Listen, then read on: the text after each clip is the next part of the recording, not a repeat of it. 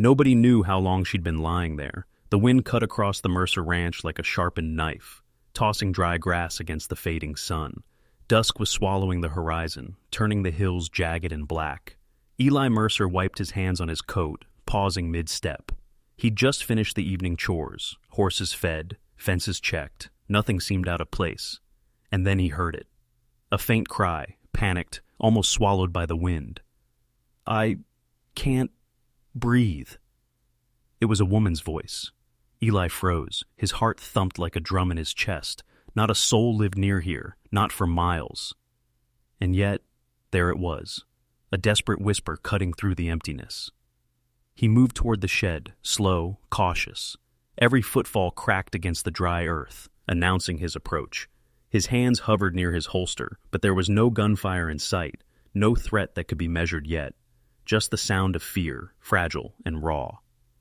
The shed door sagged on its hinges. Inside, shapes lurked in shadow. Dust motes floated in the last streaks of sunlight, making the air shimmer. And then he saw her.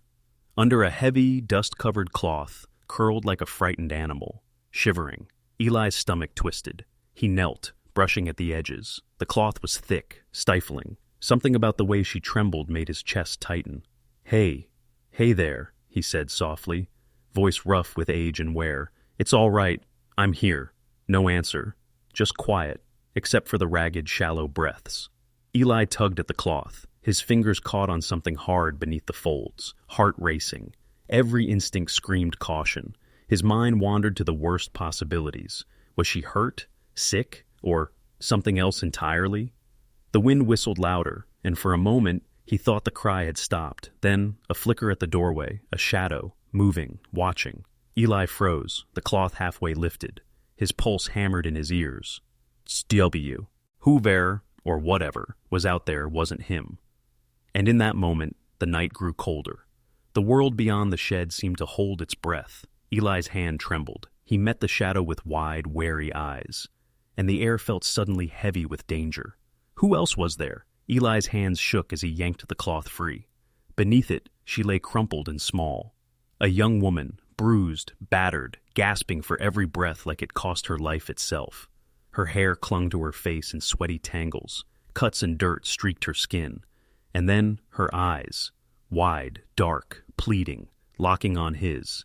"Please," she rasped. Eli didn't hesitate. He scooped her up, feeling how fragile she was, how every muscle screamed from exhaustion. The wind whipped against his coat as he ran toward the cabin. The door banged behind him, echoing like a warning. He slammed it shut, bolting the latch. Inside, the air smelled of wood smoke and old leather, familiar and safe. He laid her on the rough cot, kneeling beside her, hands steadying, though his heart pounded. He tore strips from an old shirt, cleaned her cuts as best he could.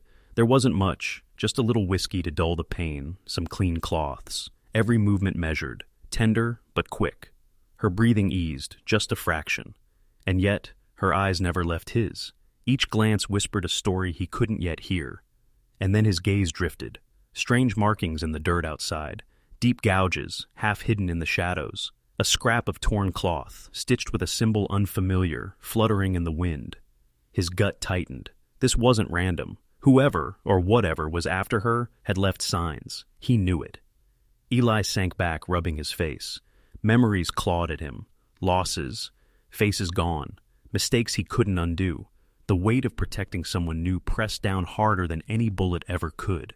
Outside, the wind howled, carrying voices, hoofbeats. Faint, distant, but growing. The kind of sounds that twist your stomach and freeze your blood. He could call for help. The town lay miles away, roads long and empty. But he didn't. No one would arrive in time. Not for her, not for the danger creeping closer. Eli clenched his jaw. His hands hovered over her, ready, protective, determined. And then, a voice pierced the night. Her name, clear, insistent, from the darkness outside. Eli's pulse thudded. Whoever it was, they weren't coming for a friendly visit. And just like that, the thin veil of safety shattered. Night had fallen hard. The sky pressed down, black and endless. Stars hidden behind clouds. Eli moved quietly, boarding up windows, bolting doors. Every nail he hammered felt like a heartbeat in the dark. He knew it wasn't just the wind howling outside. Someone or something was out there, watching, waiting. She lay on the cot, pale, trembling, every shallow breath a reminder of fragility. Eli sat beside her, hand on hers. "Talk to me," he said softly. "Tell me what happened." Her voice barely rose above a whisper. I saw them. They killed him. Important men. They can't let anyone know." Eli's jaw tightened. Powerful men.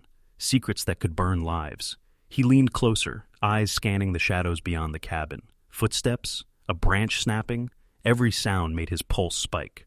"Why run to me?" he asked. I didn't know where else to go," she admitted, voice cracking. You're not like them." Eli studied her, trying to read the truth in her eyes. There were gaps in her story, pieces missing, like a puzzle with jagged edges. Every fragment raised more questions than it answered. But in the dark, her fear was real, and fear was dangerous. Outside, the night carried whispers, rustling in the bushes, horses' hooves striking distant dirt roads, echoing, relentless. Eli moved to the door, listening, setting traps along the perimeter. A rifle, polished and ready, leaned against the wall, knives hidden in pockets. Every tool of survival, every trick of the trade, recalled from a lifetime of living in lawless lands. The woman shivered. Eli pulled a blanket around her shoulders, murmuring reassurances. Flashbacks flickered through his mind, faces of men he couldn't save, choices that had weighed heavier than any gunshot. Every memory sharpened his resolve. Protect her, no matter the cost. She coughed, weak and desperate. "They'll come," she said. "I know," he said simply, "but you're not going alone." And then, the moment froze. A shadow appeared at the window, too large to be a coyote, too deliberate to be the wind. The woman's eyes widened, recognition flashing across her face. A gasp escaped her lips, sharp, terrified. Eli's hand went to the rifle, heart pounding, senses alert. Outside, the darkness seemed to lean closer, as if tasting the fear inside. And in that instant, the fragile sanctuary of the cabin felt thinner than paper. The night shattered, the door splintered under a heavy kick. Wood cracked, flying into the cabin like shards of warning. Eli's heart slammed. Adrenaline surged. "Get down!" he shouted. The woman hit the floor, scrambling under the cot. Her scream was sharp, raw. The intruder moved with brutal precision, dark as the night outside. Eli met him in the doorway. Fists in fury, the cabin shrinking around them. Every swing, every strike, echoing against wooden walls, reverberating like the thunder of a distant storm. A gun went off.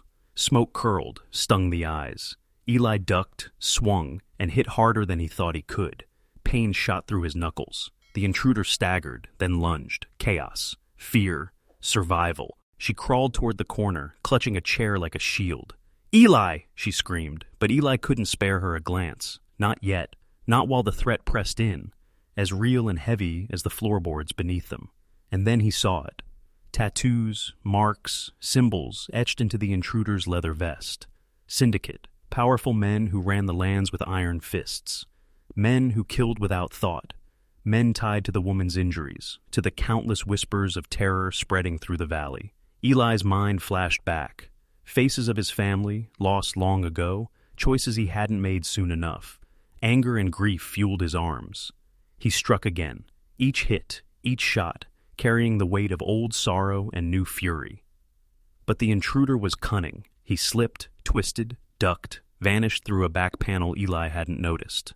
The cabin fell silent. Smoke hung thick. The woman shivered on the floor, clutching herself. Eli's chest heaved. Every muscle burned. He moved toward the wall where the intruder had left something. A symbol, etched deep, threatening. His stomach knotted. Her eyes followed his. What does it mean?" she whispered. Eli shook his head, anger and dread pooling in his chest. "It means this is far from over." Outside, the wind carried the intruder's laugh, low and mocking. The night seemed darker now, heavier. Danger had slipped past the thin barrier of the cabin walls. The ranch that had felt like sanctuary now felt fragile. Eli clenched his fists. He glanced at her. She nodded, understanding without words. They would have to leave. Safety was gone. justice, and survival waited beyond these hills, in the wilderness of lawlessness and vengeance. And in that quiet, heavy pause, both knew the chase had just begun. Dawn broke slow, painting the valley in bruised shades of orange and gray. Eli and the woman moved like shadows, silent but deliberate. Every step counted, every rustle of brush, every whisper of wind could mean the syndicate was near. They had no choice. The cabin wasn't safe, not anymore. Eli hoisted the woman onto his horse first, steadying her trembling form. "Hold tight," he murmured. She nodded, eyes wide with both fear and trust that had been earned through blood, sweat, and nights spent hiding in the dark. The open terrain stretched before them, rolling hills, jagged rocks, dry grass that whipped at their faces. The wind carried distant sounds, hoofbeats echoing, rifles cracking in the distance. Their pursuers were relentless, trained men who killed without hesitation. And yet, Eli had grit. He had experience. Survival was stitched into his bones. He led the horse along hidden paths, under the cover of scattered boulders. "We stick to the shadows," he whispered. "Keep low, keep quiet." The woman clutched the reins, heart hammering, every breath a mixture of terror and determination. Sand kicked up under their hooves, blinding at times. A twig snapped. Instinctively, Eli ducked behind a ridge. The woman followed. They crouched, hearts pounding. The sound of distant shouts faded. They'd stayed one step ahead, for now. Hours passed, each moment a battle of wits and courage, and yet, in the cracks of fear, small bonds formed. She shared fragments of herself, memories, fleeting smiles, a soft laugh at the absurdity of their situation. Eli responded with quiet reassurances, gestures, a rough hand resting lightly on hers. Humanity persisted, even when brutality pressed close. Finally, the outskirts of town appeared, dusty rooftops rising like broken teeth against the horizon. A local, brave enough to heed rumors and whispers, had alerted the law. Horses galloped in the distance. Sheriffs, deputies, justice finally moving to meet the chaos. Shots rang out again, but now the balance had shifted. Syndicate men fell back, confronted by uniformed law. Eli guided the woman through the final stretch, her legs trembling, her breaths ragged but alive. They paused atop a low hill, town sprawled below, safety within reach. She exhaled, tears streaking dust from her cheeks. "We made it," she whispered. Eli's eyes swept the horizon, haunted and steady. He knew the road ahead wasn't free of scars. Memories lingered, losses endured, shadows waiting in the corners of the mind. But in this moment, survival, resilience, and a sliver of hope burned brighter than any darkness behind them. The wind carried the last whispers of danger away. They had faced the night, battled the ruthless, and survived. And though their journey continued beyond these hills, for now, they could breathe. A new day dawned, jagged and golden, promising both freedom and the weight of what was endured.